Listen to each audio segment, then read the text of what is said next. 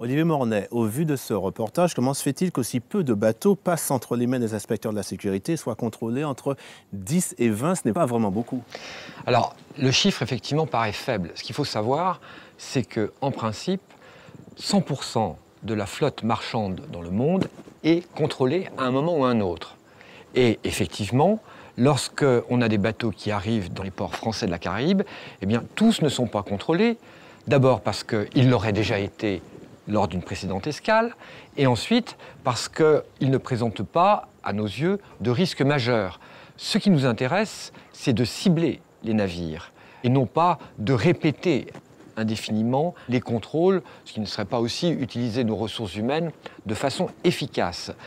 Ce qu'il faut savoir, c'est qu'en fait, les inspections ont pour objectif pas seulement de prévenir les accidents en mer, tout à l'heure on a vu l'action, là on est dans la prévention, mais aussi d'écarter de l'offre de transport les navires qui seraient sous normes.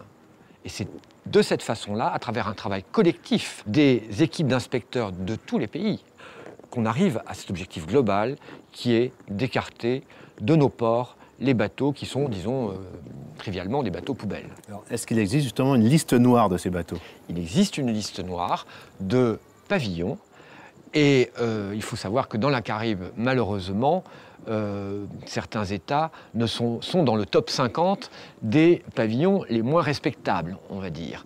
Et c'est aussi la raison pour laquelle on affecte à chaque pavillon ce qu'on appelle un target factor, n'est-ce pas? C'est-à-dire une sorte de note qui fait que vous avez une très mauvaise note et donc vous êtes ciblé. Et ces bateaux qui font escale dans nos ports sont regardés d'autant plus qu'ils présentent à nos yeux un risque important pour notre environnement. Olivier Mornay, je vous remercie, si je puis dire, d'avoir éclairé notre lanterne sur le sujet. Et la transition est toute trouvée parce que nous allons maintenant nous intéresser aux agents des phares et balises. C'est notre métier du mois.